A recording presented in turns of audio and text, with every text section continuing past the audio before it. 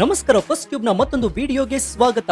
ಭಾರತದ ಪ್ರಜಾಪ್ರಭುತ್ವದ ಅತಿದೊಡ್ಡ ದೇಗುಲವಾಗಿರುವಂತಹ ಸಂಸತ್ ಭವನದಲ್ಲಿ, ಅದರಲ್ಲೂ ವಿಶೇಷವಾಗಿ ಲೋಕಸಭೆಯಲ್ಲಿ ಈಗ ಅಕ್ಷರಶಃ ಒಂದು ರಾಜಕೀಯ ಸುನಾಮಿ ಎದ್ದಿದೆ. ಇಡೀ ದೇಶದ ನಕ್ಷೆಯನ್ನ, ಸಂಸದರ ಬಲಾಬಲವನ್ನ ಬದಲಾಯಿಸುವಂತಹ ಕ್ಷೇತ್ರ ವಿಂಗಡಣೆಯ ಮಸೂದೆ ಇದೀಗ ಕೇಂದ್ರ ಸರ್ಕಾರ ಮತ್ತು ವಿರೋಧ ಪಕ್ಷಗಳ ನಡುವಿನ ಅತಿದೊಡ್ಡ ಕುರುಕ್ಷೇತ್ರವಾಗಿ ಬದಲಾಗಿದೆ. ಒಂದ್ ಕಡೆ ಈ ಮಸೂದೆ ಜಾರಿಯಾದ್ರೆ ದಕ್ಷಿಣ ಭಾರತದ ರಾಜ್ಯಗಳಿಗೆ ಭಾರಿ ದೊಡ್ಡ ಅನ್ಯಾಯವಾಗುತ್ತೆ, ನಮ್ಮ ಧ್ವನಿಯನ್ನ ಅಡಗಿಸಲಾಗ್ತಾ ಇದೆ ಅಂತ ವಿಪಕ್ಷಗಳು, ವಿಶೇಷವಾಗಿ ದಕ್ಷಿಣದ ನಾಯಕರು ಲೋಕಸಭೆಯಲ್ಲಿ ಭಾರಿ ರಂಪಾಟವನ್ನ ಮಾಡ್ತಾ ಇದ್ದಾರೆ. ಆದ್ರೆ ಇದೇ ವಿರೋಧ ಪಕ್ಷಗಳ ಕಣ್ಣಲ್ಲಿ ಕಣ್ಣಿಟ್ಟು ಲೋಕಸಭೆಯ ಒಳಗೆ ನಿಂತು ಪ್ರಧಾನಿ ನರೇಂದ್ರ ಮೋದಿ ಅವರು ಕೊಟ್ಟಂತಹ ಆ ಒಂದು ಖಡಕ್ ವಾರ್ನಿಂಗ್ ಇಡೀ ವಿಪಕ್ಷಗಳ ಪಾಳಯದಲ್ಲಿ ನಡುಕವನ್ನು ಹುಟ್ಟಿಸಿಬಿಟ್ಟಿದೆ. ನೀವು ಮಹಿಳಾ ಮೀಸಲಾತಿಯನ್ನು ಮತ್ತು ಸುಧಾರಣೆಗಳನ್ನ ವಿರೋಧಿಸ್ತಾ ಇದ್ದೀರಿ, ಈ ದೇಶದ ಮಹಿಳೆಯರು ನಿಮ್ಮನ್ನ ಎಂದಿಗೂ ಕ್ಷಮಿಸೋದಿಲ್ಲ, 2026ರ ಚುನಾವಣೆಯಲ್ಲಿ ನೀವು ಇದಕ್ಕೆ ಭಾರಿ ದೊಡ್ಡ ಬೆಲೆಯನ್ನ ತೆರಬೇಕಾಗುತ್ತೆ ಅಂತ ಪ್ರಧಾನಿ ನರೇಂದ್ರ ಮೋದಿ ಅವರು ಲೋಕಸಭೆಯಲ್ಲಿ ಸಿಡಿಲಿನಂತೆ ಗುಡುಗಿದ್ದಾರೆ. ಅಷ್ಟಕ್ಕೂ ಇಡೀ ವಿರೋಧ ಪಕ್ಷಗಳು ಬೆಚ್ಚಿ ಬೀಳಿಸುವಂತಹ ಈ ಕ್ಷೇತ್ರ ಮರು ವಿಂಗಡಣೆ ಮಸೂದೆ ಅಂತಂದ್ರೆ ಏನು? ಈ ಮಸೂದೆ ಜಾರಿಯಾದ್ರೆ ನಮ್ಮ ಕರ್ನಾಟಕದ ಸಂಸದರ ಸಂಖ್ಯೆ ಎಷ್ಟಾಗುತ್ತೆ? ಉತ್ತರ ಪ್ರದೇಶ ಮತ್ತು ಬಿಹಾರದಂತಹ ರಾಜ್ಯಗಳಿಗೆ ಇದರಿಂದ ಸಿಗಲಿರುವಂತಹ ಬಂಪರ್ ಲಾಟರಿ ಆದ್ರೂ ಎಂಥದ್ದು? ದಕ್ಷಿಣ ಭಾರತದ ನಾಯಕರು ಇದನ್ನೇ ಮುಂದಿಟ್ಕೊಂಡು ನಮಗೆ ಅನ್ಯಾಯವಾಗ್ತಾ ಇದೆ ಅಂತ ಬೊಬ್ಬೆ ಹೊಡಿತಾ ಇರೋದಾದ್ರೂ ಯಾಕೆ? ಮಹಿಳಾ ಮೀಸಲಾತಿಗೂ ಮತ್ತು ಈ ಡಿಲಿಮಿಟೇಷನ್ಗೂ ಇರುವಂತಹ ಬಿಡಿಸಲಾಗದ ಕರಾಳ ಲಿಂಕ್ ಆದ್ರೂ ಏನು? ಬನ್ನಿ ಇವತ್ತಿನ ಈ ಡೀಟೇಲ್ಡ್ ವಿಡಿಯೋದಲ್ಲಿ ಜಗತ್ತಿನ ಯಾವುದೇ ಟಿವಿ ಚಾನೆಲ್ಗಳು ನಿಮಗೆ ಇಷ್ಟು ಆಳವಾಗಿ ವಿವರಿಸದಂತಹ ಭಾರತದ ಡೆಲಿಮಿಟೇಷನ್ ಚದುರಂಗದಾಟದ ಪ್ರತಿಯೊಂದು ಎಳೆಯನ್ನ ಎಳೆ ಎಳೆಯಾಗಿ ಬಿಚ್ಚಿಡೋಣ. ಈ ಮಾಹಿತಿನ ಪ್ರತಿಯೊಬ್ಬ ಕನ್ನಡಿಗನು ತಿಳಿದುಕೊಳ್ಳಲೇಬೇಕು, ಹೀಗಾಗಿ ವಿಡಿಯೋವನ್ನ ಎಲ್ಲೂ ಸ್ಕಿಪ್ ಮಾಡದೆ ಕೊನೆವರೆಗೂ ನೋಡಿ. ಸೊ ವಿಡಿಯೋವನ್ನ ಶುರು ಮಾಡೋಣ. ಆದ್ರೆ ಅದಕ್ಕೂ ಮುನ್ನ ಪ್ರಧಾನಿ ನರೇಂದ್ರ ಮೋದಿ ಸರ್ಕಾರ ತರ್ತಾ ಇರುವಂತಹ ಈ ಡಿಲಿಮಿಟೇಷನ್ ಜಾರಿಯಾಗಬೇಕು ಅಂತ ನಿಮ್ಗನ್ಸಿದ್ರೆ ಎಸ್ ಅಂತ ಕಮೆಂಟ್ ಮಾಡಿ ಹಾಗೂ ವಿಡಿಯೋಗೆ ಲೈಕ್ ಕೊಡಿ. ಜೊತೆಗೆ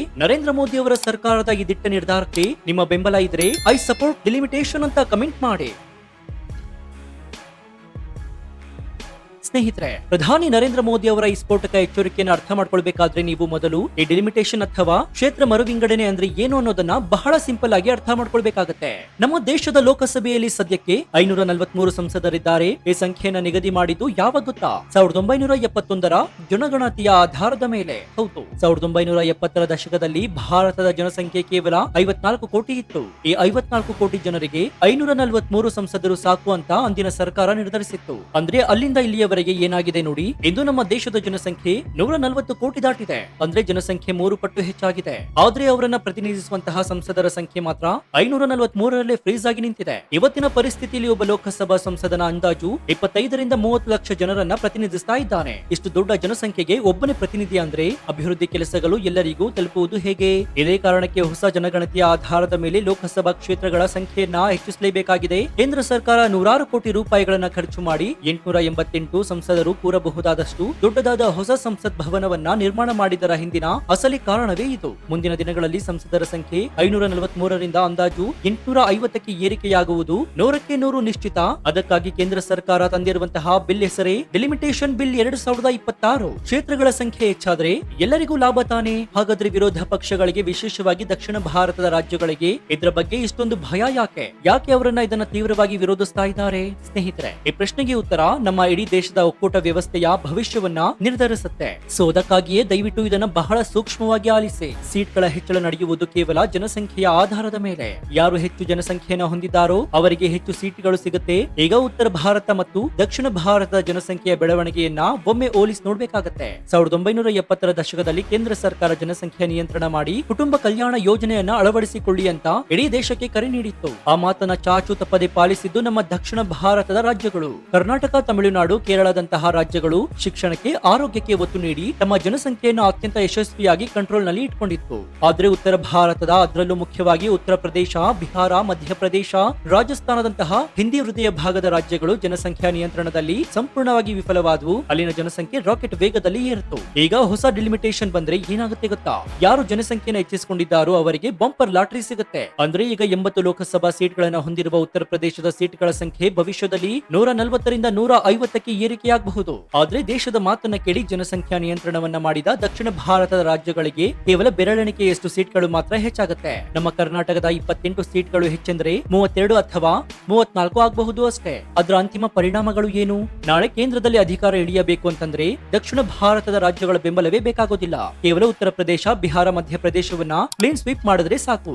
ಯಾವ ಪಕ್ಷ ಬೇಕಾದ್ರೂ ಕೂಡ ಸುಲಭವಾಗಿ ದೆಹಲಿಯ ಗದ್ದುಗೆಯನ್ನ ಇರಬಹುದು. ಇದೇ ಕಾರಣಕ್ಕೆ ಜನಸಂಖ್ಯಾ ನಿಯಂತ್ರಣ ಮಾಡಿದ್ದಕ್ಕೆ ನಮಗೆ ಶಿಕ್ಷೆ ಕೊಡ್ತಾ ಇದ್ದೀರಾ ಅಂತ ದಕ್ಷಿಣದ ರಾಜ್ಯಗಳು ಆಕ್ರೋಶವನ್ನು ಹೊರಹಾಕ್ತಾ ಇವೆ. ಇಲ್ಲಿಯೇ ಪ್ರಧಾನಿ ನರೇಂದ್ರ ಮೋದಿ ಅವರ ಮತ್ತು ಅಮಿತ್ ಶಾ ಅವರ ಅಸಲಿ ಚಾಣಾಕ್ಷತನ, ಅಸಲಿ ಮಾಸ್ಟರ್ ಸ್ಟ್ರೋಕ್ ಇರೋದು. ಕೇಂದ್ರ ಸರ್ಕಾರದ ಈ ಡಿಲಿಮಿಟೇಷನ್ ಬಿಲ್ ಅನ್ನ ಏಕಾಂಗಿಯಾಗಿ ತರಲ್ಲ, ಬದಲಾಗಿ ಇದನ್ನ ಮಹಿಳಾ ಮೀಸಲಾತಿ ಕಾಯ್ದೆ, ನಾರಿ ಶಕ್ತಿ ವಂದನ್ ನಿಯಮದ ಜೊತೆ ಬಲವಾಗಿ ಕಟ್ಟಿ ಹಾಕ್ಬಿಟ್ಟಿತ್ತು. ಅಂದ್ರೆ ಲೋಕಸಭೆ ಮತ್ತು ವಿಧಾನಸಭೆಯಲ್ಲಿ ಮಹಿಳೆಯರಿಗೆ 33% ಮೀಸಲಾತಿ ಸಿಗಬೇಕಾದ್ರೆ ಮೊದಲು ಈ ಡಿಲಿಮಿಟೇಷನ್ ಪ್ರಕ್ರಿಯೆ ಮುಗಿಯಬೇಕು ಎನ್ನುವಂತಹ ಕಟ್ಟುನಿಟ್ಟಿನ ಕಂಡೀಷನ್ ಅನ್ನು ಮೋದಿ ಸರ್ಕಾರ ಹಾಕಿದೆ. ಇದು ಎಂತಹ ಭೀಕರವಾದಂತಹ ರಾಜಕೀಯ ಟ್ರ್ಯಾಪ್ ಅಂತಂದ್ರೆ ವಿರೋಧ ಪಕ್ಷಗಳು ಈಗ ಅಕ್ಷರಶಃ ಇಕ್ಕಟ್ಟಿಗೆ ಸಿಲುಕಿವೆ. ಒಂದ್ ಕಡೆ ಅವರಿಗೆ ಡಿಲಿಮಿಟೇಷನ್ ಆಗುವುದು ಸುತಾರಾಮ್ ಇಷ್ಟವಿಲ್ಲ, ಯಾಕಂದ್ರೆ ಉತ್ತರ ಭಾರತಕ್ಕೆ ಹೆಚ್ಚು ಪವರ್ ಸಿಗುತ್ತೆ. ಆದ್ರೆ ಅವರು ಡಿಲಿಮಿಟೇಷನ್ ಅನ್ನು ವಿರೋಧಿಸಿದ್ರೆ ಪರೋಕ್ಷವಾಗಿ ಅವರು ಮಹಿಳಾ ಮೀಸಲಾತಿಯನ್ನ ವಿರೋಧಿಸಿದಂತೆ ಆಗುತ್ತೆ. ಆಗ ಇಡೀ ದೇಶದ ಮಹಿಳೆಯರ ಮುಂದೆ ನೋಡಿ, ವಿಪಕ್ಷಗಳು ಮಹಿಳೆಯರ ರಾಜಕೀಯಕ್ಕೆ ಬರುವುದನ್ನ ಇಷ್ಟಪಡ್ತಾ ಇಲ್ಲ, ಅವರು ಮಹಿಳಾ ವಿರೋಧಿಗಳು ಅಂತ ಬಿಂಬಿಸಲು ಬಿಜೆಪಿ ಒಂದು ಬೃಹತ್ ಅಸ್ತ್ರವಾಗಿ ಸಿಕ್ಬಿಟ್ಟಿದೆ. ವಿಪಕ್ಷಗಳು ಒಪ್ಪಿದ್ರೆ ಡಿಲಿಮಿಟೇಷನ್ ಜಾರಿ, ವಿರೋಧಿಸಿದ್ರೆ ಮಹಿಳಾ ವಿರೋಧಿ ಹಣಿಪಟ್ಟಿ. ಇದನ್ನೇ ಒಂದೇ ಕಲ್ಲಲ್ಲಿ ಎರಡು ಹಕ್ಕಿ ಅನ್ನೋದು. ಯಾವಾಗ ವಿರೋಧ ಪಕ್ಷಗಳು ಲೋಕಸಭೆಯ ನಿಯಮ 72 ಮುಂದಿಟ್ಕೊಂಡು ಈ ಮಸೂದಿನ ಜಾರಿಗೆ ತರಲು ಬಿಡೋದಿಲ್ಲ ಅಂತ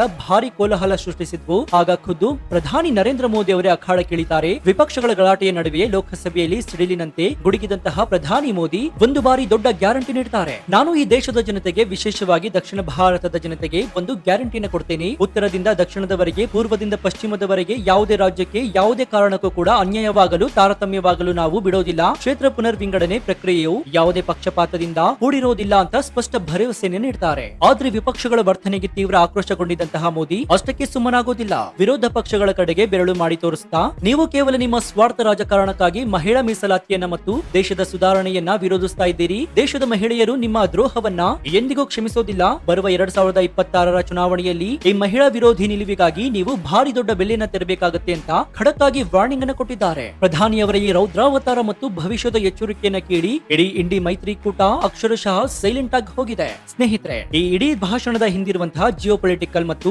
ಆಂತರಿಕ ರಾಜಕೀಯ ಸತ್ಯವನ್ನ ನಾವು ಬಹಳ ಆಳವಾಗಿ ಯೋಚಿಸಬೇಕು. ವಿರೋಧ ಪಕ್ಷಗಳು ಹೇಳ್ತಾ ಇರುವಂತೆ 850 ಸೀಟ್ಗಳ ಲೋಕಸಭಾ ಸೃಷ್ಟಿಯಾದ್ರೆ ಸರ್ಕಾರ ರಚಿಸಲು ಬೇಕಾದ ಮ್ಯಾಜಿಕ್ ನಂಬರ್ 272ರಿಂದ 426ಕ್ಕೆ ಏರಿಕೆಯಾಗುತ್ತೆ. ಆ 426 ಸೀಟ್ಗಳನ್ನ ಕೇವಲ ಹಿಂದಿ ಭಾಷಿಕ ರಾಜ್ಯಗಳಿಂದಲೇ ಪಡೆದುಕೊಳ್ಳುವಂತಹ ಬೃಹತ್ ರಣತಂತ್ರ ಬಿಜೆಪಿಗೆ ಎದುರಾಗಲಿದೆ ಎನ್ನುವುದು ವಿಪಕ್ಷಗಳ ಭಯ.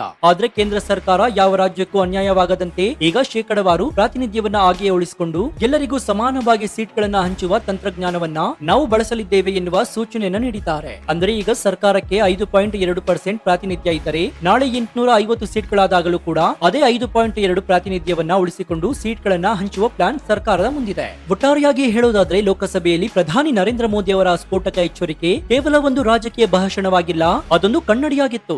ಯಾರು ನಿಜವಾಗಿ ಮಹಿಳೆಯರ ಪರವಾಗಿದ್ದಾರೆ ಮತ್ತು ಯಾರು ಕೇವಲ ತಮ್ಮ ವೋಟ್ ಬ್ಯಾಂಕ್ ಆಗಿ ಪ್ರಾದೇಶಿಕವಾಗಿ ಹೆಸರನ್ನ ದೇಶದ ಸುಧಾರಣೆಯನ್ನೇ ತಡೆಯಲು ಹೊರಟಿದ್ದಾರೆ ಎನ್ನುವುದನ್ನ ಇಡೀ ದೇಶದ ಮುಂದಿಟ್ಟು ಅತಿ ದೊಡ್ಡ ರಿಯಾಲಿಟಿ ಚೆಕ್ ಆಗಿತ್ತು. ಸೊ ನಿಮ್ಗೇನನ್ಸುತ್ತೆ? ಜನಸಂಖ್ಯೆ ಆಧಾರದ ಮೇಲೆ ಲೋಕಸಭಾ ಸೀಟ್ಗಳನ್ನ 250ಕ್ಕೆ ಹೆಚ್ಚಿಸುವುದು ಪ್ರಜಾಪ್ರಭುತ್ವದ ದೃಷ್ಟಿಯಿಂದ 100% ಸರಿ ಅಂತ ನಿಮ್ಗನ್ಸುತ್ತಾ? ಅಥವಾ ಜನಸಂಖ್ಯೆ ನಿಯಂತ್ರಣ ಮಾಡಿದ ದಕ್ಷಿಣ ಭಾರತ ರಾಜ್ಯಗಳಿಗೆ ಇದರಿಂದ ಭಾರಿ ದೊಡ್ಡ ಅನ್ಯಾಯವಾಗುತ್ತೆ ಅಂತ ವಿಪಕ್ಷಗಳ ವಾದದಲ್ಲಿ ಉರುಳಿದ್ದ? ಮಹಿಳಾ ಮೀಸಲಾತಿಯನ್ನು ತಡೆಯಲು ಯತ್ನಿಸಿದ್ರೆ 2026ರಲ್ಲಿ ವಿಪಕ್ಷಗಳು ಭಾರಿ ದೊಡ್ಡ ಬೆಲೆಯನ್ನ ತೆರಬೇಕಾಗುತ್ತೆ ಎನ್ನುವಂತಹ ಮೋದಿ ಅವರ ಭವಿಷ್ಯ ನಿಜವಾಗುತ್ತಾ? ನಿಮ್ಮ ಅತ್ಯಂತ ನಿಖರವಾದ ಲಾಜಿಕಲ್ ಮತ್ತು ಪ್ರಾಮಾಣಿಕ ಅನಿಸಿಕೆಯನ್ನ ಕಮೆಂಟ್ ಬಾಕ್ಸ್ ನಲ್ಲಿ ತಪ್ಪದೆ ತಿಳಿಸಿ ಮುಕ್ತವಾಗಿ ಚರ್ಚಿಸೋಣ. ಭಾರತದ ರಾಜಕಾರಣದ ಭವಿಷ್ಯವನ್ನ ನಿರ್ಧರಿಸುವ ಈ ಸ್ಫೋಟಕ ಡಿಲಿಮಿಟೇಷನ್ ರಿಪೋರ್ಟ್ ಪ್ರತಿಯೊಬ್ಬ ಕನ್ನಡಿಗನು ತಲುಪುವಂತೆ ಹೆಮ್ಮೆಯಿಂದ ಈ ವಿಡಿಯೋವನ್ನ ನಿಮ್ಮ ವಾಟ್ಸ್ಆಪ್ ಫೇಸ್ಬುಕ್ ಗ್ರೂಪ್ಗಳಲ್ಲಿ ಮರೆಯದೆ ಶೇರ್ ಮಾಡಿ. ಇದೇ ರೀತಿ ರಾಷ್ಟ್ರೀಯ ಭದ್ರತೆ, ಸಂವಿಧಾನ, ಆರ್ಥಿಕತೆ ಮತ್ತು ಜಿಯೋ ಪೊಲಿಟಿಕ್ಸ್ ನ ನಿಷ್ಪಕ್ಷಪಾತ, ತ್ವರಿತ ಮತ್ತು ಅತ್ಯಂತ ಡೀಟೇಲ್ಡ್ ಆದ ರಿಪೋರ್ಟ್ಗಳಿಗಾಗಿ ನಿಮ್ಮ ನೆಚ್ಚಿನ ಫಸ್ಟ್ ಟ್ಯೂಬ್ ಯೂಟ್ಯೂಬ್ ಚಾನಲ್ ಅನ್ನ ಈಗಲೇ ಸಬ್ಸ್ಕ್ರೈಬ್ ಮಾಡಿಕೊಂಡು ಪಕ್ಕದಲ್ಲಿರುವಂತಹ ಬೆಲ್ ಐಕಾನ್ ಅನ್ನು ಪ್ರೆಸ್ ಮಾಡಿ. ಇದರಿಂದ ನಾವು ಹಾಕುವ ಹೊಸ ವಿಡಿಯೋಗಳ ನೋಟಿಫಿಕೇಶನ್ ಮೊದಲು ನಿಮಗೆ ಸಿಗುತ್ತೆ. ಮತ್ತೊಂದು ಹೆಮ್ಮೆಯ ಮತ್ತು ಜಾಗೃತಿ ಮೂಡಿಸುವ ವಿಡಿಯೋದೊಂದಿಗೆ ನಿಮ್ಮನ್ನ ಭೇಟಿಯಾಗ್ತೀನಿ. ಅಲ್ಲಿಯವರೆಗೆ ಎಚ್ಚರದಿಂದ ಇರಿ, ದೇಶ ವಿದೇಶದ ಆಗು ಹೋಗುಗಳನ್ನ ಗಮನಿಸ್ತಾನೆ ಇರಿ. ಇದಾಗಿತ್ತು ಈ ಕ್ಷಣದ ವಿಶೇಷ. ನೋಡ್ತಾ ಇರಿ ಫಸ್ಟ್ ಟ್ಯೂಬ್ ಕನ್ನಡ. ಧನ್ಯವಾದ.